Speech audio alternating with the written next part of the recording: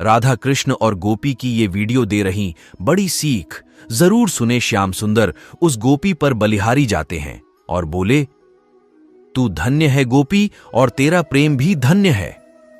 तुम्हारे प्रेम ने तो नंद भवन में बरसाना दिखा दिया है। एक बार श्याम सुंदर अपना श्रृंगार कर रहे थे। तभी श्याम सुंदर ने कुछ सोचकर नंदगांव की गोपियों को बुलाया और कहा कि अभी तुम बरसाना जाओ और ये पता लगाना कि हमारी प्राण प्यारी ने आज कैसे वस्त्र धारण किए हैं। आज हम भी वैसी ही पोशाक धारण करेंगे।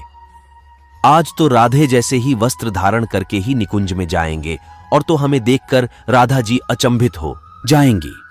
जब नंदगांव से गोपियां श्री बरसाना पहुंची तो श्री कुछ मंजरियां श्री राधा रानी का श्रृंगार कर रही थीं। कुछ मंजरियां बाहर खद्दीद थीं। उन्होंने गोपियों को अंदर जाने नहीं दिया। गोपियों ने बहुत अनुरोध किया कि सिर्फ एक झलक तो प्यारी की निहारने दो, फिर हम यहां से चली जाएगी। मंजरी ने कहा कि एक शर्त है कि कोई एक गोपी ही अंदर जाएगी। फिर एक गोपी अंदर श्री राधे की झलक के दर्शन करने गई। गोपी बिना पलकें झपकाए श्री राधे की झलक के दर्शन करती रही। फिर उस गोपी ने तुरंत अपने नेत्र बंद कर ली और बंद नेत्रों से ही बाहर आकर दूसरी गोपी को कहा कि अरे सखी, जल्दी से मुझे नंदगांव ले चल। सभी सखियों ने कहा कि पहले श्री राधे के श्रृंगार का वर्णन तो कर सखी। गोपी ने कहा कि पहले जल्दी से मुझे श्याम सुंदर के पास ले चलो, वहीं पर बताती हूं। उस गोपी का हाथ पकड़कर सखियां नंद भवन में ले आईं। जब सखियां नंदगांव पहुंची तो श्याम सुंदर ने पूछा कि कर लिए मेरी श्री राधे के दर्शन, अब जल्दी से मुझे बता कैसे पोशाक धारण किए हैं, कितनी सुंदर लग रही थी मेरी प्यारी। तब गोपी ने कहा कि हमारी प्राण प्यारी को बड्ढे प्रेम से संभाल कर मेरे इन नेत्रों में समा कर लाई हूं। लो, अब मैं नेत्र खोल रही हूं। आप मेरे नेत्रों में झांक कर प्राण प्यारी का दर्शन करें। आहा, कितना अद्भुत भाव है, कितना समर्पित भाव है। ऐसा अद्भुत और समर्पित भाव सिर्फ ब्रज की गोपिकाएं ही कर सकती हैं। तब श्याम सुंदर ने उस गोपी के नैनों में झांका तो बरसाने में श्रृंगार करती हुई श्री राधे दिखाई दी। श्याम सुंदर अपनी प्राण प्यारी की झलक पाकर उस गोपी के नेत्रों में ही खो गए। अपलक उस गोपी के नेत्रों में ही निहारते रहे।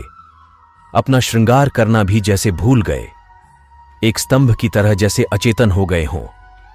एक गोपी ने श्याम सुंदर को पुकारा तो चेतनवंत हुए श्याम सुंदर उस गोपी पर बलिहारी जाते हैं और बोले, तू धन्य है गोपी और तेरा प्रेम भी धन्य है।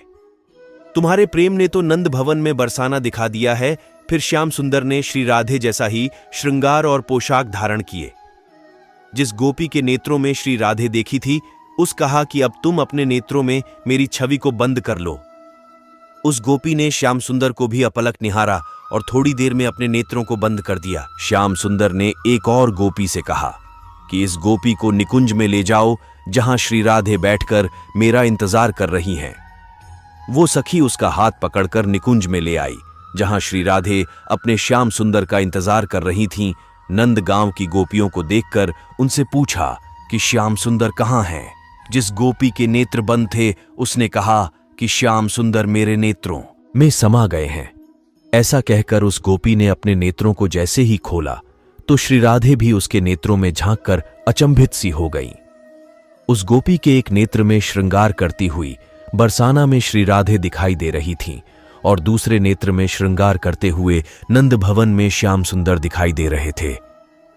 उस गोपी के दोनों नेत्रों में प्रिया प्रियतम दोनों दिखाई दे रहे थे। तभी दूर से श्याम सुंदर अपनी बंसी की मधुर धुन बजाते हुए आते दिखे। दोनों एक दूसरे को देखकर अचंभित हो रहे हैं, क्योंकि जैसा श्रृंगार उस गोपी के नेत्रों में दिखाई दे रहा है, वैसा ही श्रृंगार दोनों ने किया है। राधा जी उस गोपी को अपना हीरा जड्डित हार पहना देती है और आलिंगन करते हुए कहती हैं, तू धन्य है गोपी और तेरा प्रेम भी धन्य है। तूने तो अपने दोनों नेत्रों में मुझे और श्याम सुंदर दोनों को बसा लिया है। सीख मन में पवित्र भावना हो तो किसी को भी अपने नेत्रों में बसाया जा सकता है।